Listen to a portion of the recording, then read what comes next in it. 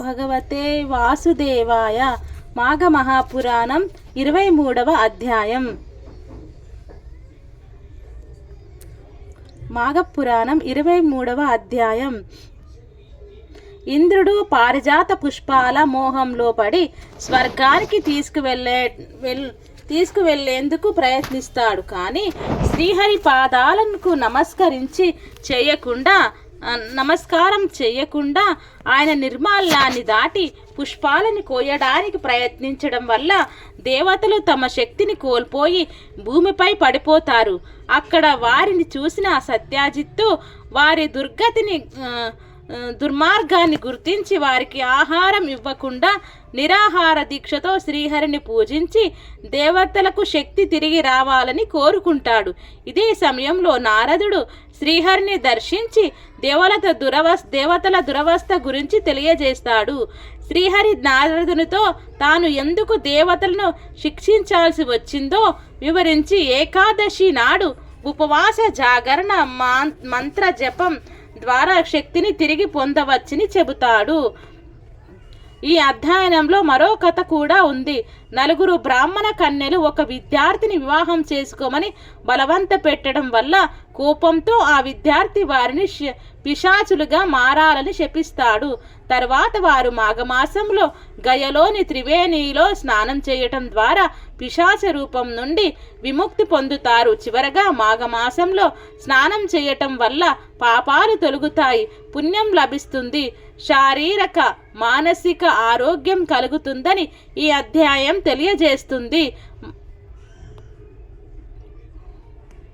నారదుని దైత్యము, దేవతల దైన్యము. గత్రుమద మహర్షి జగ్నిమునితో నిట్లనెను. పారిజాత పుష్పములకై వెళ్ళిన యక్షుడింకను రాకపోవడానికి కారణమేమి అని ఇంద్రుడు విచారించెను. పారిజాత పుష్పము పైనున్న ఇష్టము అధికముగా అగుటచే తాని భూలోకమునకు పోర్దలచెను. ఇంద్రుడు పారిజాత పుష్పములకై వచ్చుట దేవతలను కూడా తనతో తీసుకుని వచ్చెను. సువాసనలు విరజిమ్ముతున్న పారిజాత పుష్పములను చూసి ఇంద్రుడు దేవతలు మహోత్సవంతో పారిజాత పుష్పములను కోసిరి. పారిజాత వృక్షములకే స్వర్గమునకు తీసుకొని పోదలచి ఆ మహోత్సవమునకు శ్రీహరి పూజ నిర్మాల్యమును పాదములతో తొక్కి దాటిరి. ఫలితముగా దివ్య శక్తులను కోల్పోయిరి. విహీనులై అయినారు. ఇంద్రాదులు ఇంకనూ రాలేదని మరికొందరు దేవతలు వచ్చిరి. పారిజాత వృక్షమును పెకలింపదలచి యత్నించిరి. శ్రీహరి నిర్మాల్యమును దాటుటం వలన వారును శక్తిహీనులై పడిపోయిరి. మరునాటి ఉదాట్యమున సత్యజిత్తు తన తోటను చూడవలెచ్చెను. అచట నిస్తేజులై నిలిచిన ఇంద్రాదులను చూసెను. వారి పరిస్థితికి ఆశ్చర్యమును విచారణము చెందెను. వారికి నమస్కరించెను. ఇంద్రాది దేవతల్లారా, మీరు మానవులపైన మాకంటే గొప్పవారు. ఇంతటి మీరు స్వల్ప ప్రయోజనమునకై ఇట్టి అకార్యము నేల చేసితిరి. మీరు నాకు తెలియకుండా పుష్పమును దొంగతనము తీసుకొని పోవుట దోషం కాదా అని ప్రశ్నించుడు. ఇంద్రాదులు సమాధానం చెప్పలేక తలలు వంచుకరిని. గరుత్మంతుడు మొదలైన ఉత్తమ పక్షులు నేలపైన పైనున్న మాంసాహారమునకు ఆశపడి భూమిపై మానము నందినట్లు మేమును పారిజాత పుష్పములకు ఆశపడి ధర్మమును తప్పి దొంగలించి ఇట్టి స్థితికి పొందితిని. ఇకపై మా పరిస్థితి ఏమిటో ఎట్టిదో చెప్పుమని అడిగెను. సత్యజిత్తు వారికేమీ సమాధానమును చెప్పలేక తమ ఆశ్రమంకు పోయెను. ఇంద్రుడు మొదలగు వారు ఆహారం లేక దుఃఖపడుచు నచట 11 దినములుండిరి. వారికి ఆ కాలమున అమృతాహారం లేదు, కామధేనువు ఇచ్చు మధుర క్షీరమును లేదు, కల్పవృక్షము చింతామణి ఇచ్చునట్టి పుష్టికరములైన భక్ష భోజ్యములు లేవు. మిక్కిలి దీనులై ఉండిరి. సత్యజిత్తును దేవతల దురవస్థకు విచారించెను. తాను జల్లిన శ్రీహరి నిర్మాల్యమును తొలగించెను. తానేమి చేయవలయునో దేవతల దుస్థితిని తన వలన ఎట్లా ఏర్పడినది ఎట్లు తొలగునో తెలియక దీనులై ఉన్న దేవతలపై జాలిపడెను. ఆ శరణ్యుడైన శ్రీహరిని సదా యథాపూర్వకంగా పూజించుచు తానును భార్యయును నిరాహారులై ఉండిరి. ఈ విధముగా సత్యాజిత్తు కూడా 11 దినములు నిరాహారుడై శ్రీహరి పూజను మానక శ్రీమన్నారాయణి తలచుకుంచుండెను. త్రిలోక సంచారియగు నారదుడు ఆకాశమున తిరుగుతూ దేవతల దురవస్థను గమనించెను. వారికి ఇట్టి సహాయం చేసిన వారి దురవస్థ పోవునో అతనికి తెలియలేదు. నేరుగా శ్రీహరి చేరబోయెను. నారదుడు శ్రీహరిని నమస్కరించి ఇట్లు స్తుతించెను. అర్థత్రాణ పరాయణాయ భవతే నారాయణాత్మనే గోవిందాయ సురేశ్వరాయ గౌరహరయే శ్రీశాయ శ్రేయశాయ చ మిత్రానేక హిమాంశు పావక మహాభాసాయ సౌజ్జమప్రదే శ్రీమత్పంకజాపత్ర మిత్రే విలసాతు కృష్ణాయ తుభ్యం నమః అచ్యుతాయాదిదేవాయ పురాణ పురుషాయ చ సర్వలోక నిదానాయ నమస్తే గరుడధ్వజ నమో అనంతాయ హరాయ క్షీరసాగర వాసినే భోగీంద్ర తల్పశయన లక్షలింకిత విగ్రహ నమస్తే సర్వలోకేశ నమస్తే విశ్వాసాధన సర్వేశ సర్వగస్య హి సర్వధార సురేశ్వర సర్వంత్వమేవ వ్యశస్సి నత్వా రూపస్వమావహి పురుషాపి గుణాత్మక్య గుణాతీతాస్తనః పరబ్రహ్మాసి విష్ణుస్యం బ్రహ్మాసి భగవాన్ భవాః సృష్టి స్థితి లయాదీనం కర్తత్వం పురుషోత్తమ త్రిగుణోసి గుణాధార శ్రీమూర్తస్వం త్రయీమయ ఆసిత్మయాయ సర్వం జగతం స్థావర జంగమాం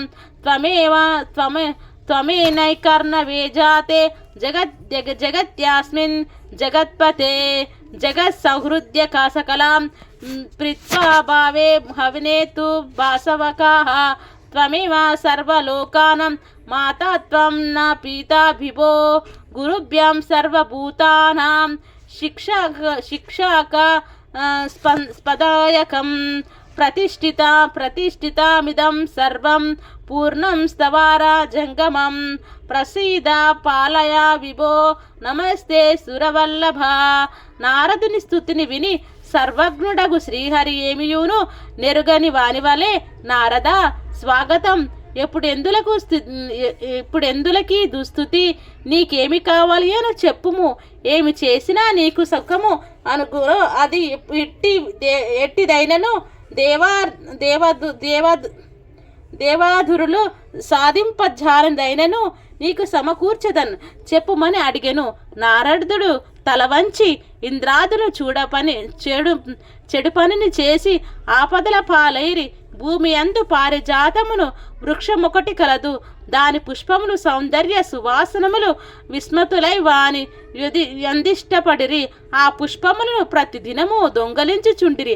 ఆ పుష్పములకే మిక్కిలి ఇష్టపడిన రంభ మొదలగు అప్సర స్త్రీల కోరికను తీర్చుటకై ఇంద్రుడు దేవతలతో పాటు వెళ్ళి ఆ పారిజాత వృక్షం వద్ద అగ్ని సమీపమున రెక్కలు కాలిపడిన మిడతల వలె దేవతా గుణములతో పడిపోయున్నారు. అమృతాహారులైన ఇంద్రాది దేవతలు 11 దినముల నుండి నిరాహారులై దీనులై పడియున్నారు. భగవాన్ శ్రీమన్నారాయణమూర్తి నీవిప్పుడు వారిని దయయుంచి రక్షింపవలయునని నారదుని కోరెను. నారదుని మాటలను విని శ్రీహరి, నారద, అమృత కలశం నుంచి తొనికి పడిన 2 బిందువులు అమృతమే పారిజాత వృక్షము తులసిగాను అయినది. అనగా ఈ రెండూను అమృతము నుండి పుట్టినవి. 2 మిక్కిలి పవిత్రములు. సత్యాజిత్తును వాడు ఆ మొక్కలను సంరక్షించెను. తుదకు అది యొక్క మనోహరమైన పుష్పవాటిక ఆయను. సత్యాజిత్తు ఆ పుష్పములను తులసి దళాలను అమ్మి ఆ ధనముతో దరిద్రులను ఆర్తులను పోషించి తరువాత కుటుంబమును పోషించుకొనుచు ఉండెను. నన్ను పూజించుచుండెను. కట్టి ఉత్తముని దీనులకును జీవనాధారమగు పుష్ప సంపదను త్రిలోకాధిపతియగు ఇంద్రుడు నిత్యము తన సుఖమునకై అపహరించెను. చివరికాది దీనుడగు సత్యాజిత్తు నన్నర్చించిన నిర్మాల్యమును పుష్పవాటికలో జల్లగా భోగలాలసుడగు ఇంద్రుడు నా నిర్మాల్యమును కూడా దాటెను, త్రొక్కెను. ఇన్ని దోషములచే త్రిలోకాధిపతి అగు ఇంద్రుడు వారి అనుచరులు శక్తిహీనులై తోటలో పడి ఉన్నారు. నన్ను పూజించి నిర్మాల్యమును తెలిసి కాని తెలియక కాని దాటిన తొక్కిన ఎంతటి వాడు అయినను అంతటి శక్తిని కోల్పోయి దీనుడు కాక తప్పదు. ఉత్తముడైన ఆ సత్యాజిత్తు ఇంద్రాదుల దైన్యమును బాధపడుచు నేమి చేయవలెనో తెలియక తానును భార్యతో పాటు నిరాహారుడై నన్ను స్మరించుచున్నాడు. ఆషాఢ శుక్ల పాఠమి మొదలు నేటి వరకు 11 దినములు దేవతలు అమృతపానం లేని నిరాహారులై సత్యాజిత్తును వారిని చూసి భార్యతో పాటు నిరాహారుడై ఉండెను. దేవతల పుష్టికే నన్ను ప్రతిదినము అర్చించుచూనే ఉన్నాడు. నేడు 11వ దినము అనగా ఏకాదశి తిథి. సత్యాజిత్తు నేడు కూడా ఉపవాసముండి నా అష్టాక్షరి మంత్రమును జపించుచు జాగరణ మునర్చినచో నేను ప్రసన్నుడనై అతడేది కోరినను వెంటనే ఇచ్చెదను. అతడే కాదు, ఎవరైనాను ఏకాదశి నాడు ఉపవాసం ఉండి జాగరణ చేసి నా మంత్రమును జపించునో వారికి నే కోరిన దానినిచ్చెదను అని విష్ణువు సమాధానం ఇచ్చెను. నారదుడును ఏమియును మాటలు ఆడలేక తన దారిన పోయిను అని గత్రుమద మహాముని జగ్నిమునికి చెప్పును. బ్రాహ్మణ కన్యల విమోచనం కొంతకాలం క్రితందట మగధ రాజ్యంలో పురోహిత వృత్తిచే జీవించుచున్న 4 బ్రాహ్మణులు ఉండిరి. 4 కుమార్తెలు ఉండరి. వారు నిండు యవ్వనవతులై ఉండిరి. కొన్నాళ్లకు ఆ గ్రామంలోనున్న కోనేటిలో స్నానం చేయుటకు ఆ గురుకుల విద్యార్థి వచ్చెను. బ్రాహ్మణ కన్యలు ఆ యువకుని అందము చూసి మోహించి అతన్ని సమీపించి చుట్టుముట్టి మమ్మల్ని వివాహం చేసుకోమని బలవంతం చేయగా ఆ బ్రాహ్మణ విద్యార్థికి అతని విద్యా పూర్తి కానందున వారి కోరిక నిరాకరించెను. అంత నా కన్యలు కోపంతో నీవు పిశాచివి కమ్మని శపించగా ఆ విద్యార్థి కూడా మీరు కూడా పిశాచులగుదురుగాక అని ప్రతి శాపం ఇచ్చుటచే వారంతా పిశాచ రూపంలో ఆ కొలను వద్దనే ఉండి అందరినీ బాధించి ఆహారము దొరికినది పెనుగులాడుచుండిరి. కొంతకాలముకు ఒక సిద్ధుడు ఆ కోనేటి దగ్గరకు రాగా పిశాచముల తల్లిదండ్రులు తమ బిడ్డలకు కలిగిన పిశాచ రూపములు ఎట్లు పోవనని అడిగెను.